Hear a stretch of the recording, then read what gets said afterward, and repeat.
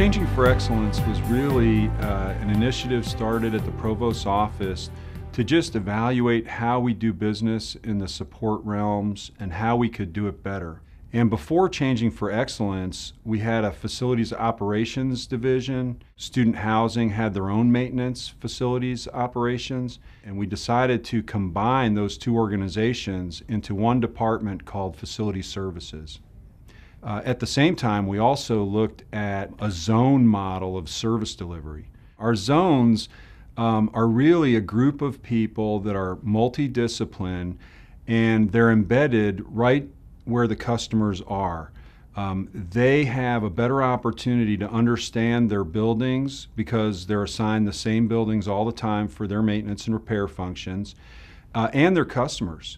So they get to know the people that they work with and provide service to, and it really is a nice fit for the university and for those customers as well as for facility services. We're going through our facilities, doing walkthroughs.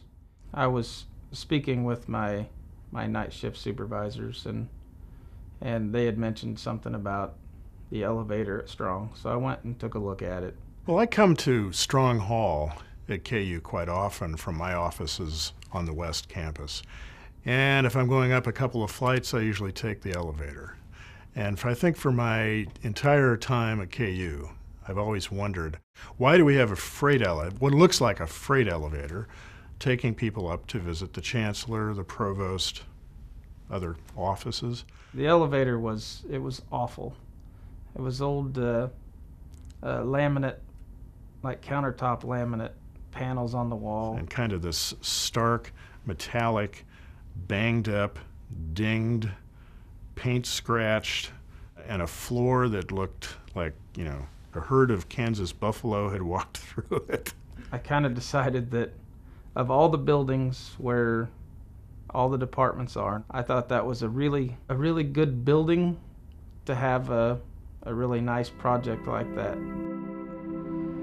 Strong Hall has beautiful architecture with a really distinct look on campus. Together with the carpenters and workers in Zone 5, we decided to try to match that aesthetic in the new elevator. The university had received a costly bid to replace the elevator. We achieved a similar result at a fraction of the cost. We tore out all of the old paneling and lighting and started from scratch. My team rebuilt a lighting structure, outfitted with pattern molding to match some of the Strong Hall architecture. We wanted to match the look of the chancellor's office, and we used a dark stained wood paneling to do that. We replaced the rails and moved the old ones lower to the floor to protect the walls. The goal of the project was to upgrade the elevator and its aesthetics to provide faculty, staff, students, and campus guests with a top-notch elevator in one of our oldest and most important buildings on campus. Wow, what a big improvement. That you now feel like you're coming into an important place that may not look like a big deal, but I think if you talk about the hospitality of the university and the face that we project to the outside world, that was a very important change. Our customers really noticed a huge and drastic change when we were able to transform this elevator and really bring it up to a great condition and a beautiful appearance. I didn't expect to get anything out of it. It was just, I thought it would be nice to do for just appearance, first impressions, things like that for the university on that elevator. As silly as thinking about an elevator's appearance is.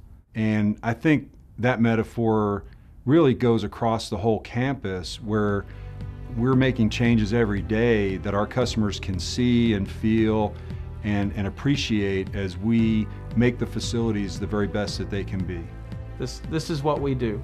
This is what we're gonna do. This is what we bring to the table for this change. So I don't think you can ever declare success, from one time period. I think if you're not always looking at getting better, you're being passed by, and we don't want to ever do that. We want to be leading the charge.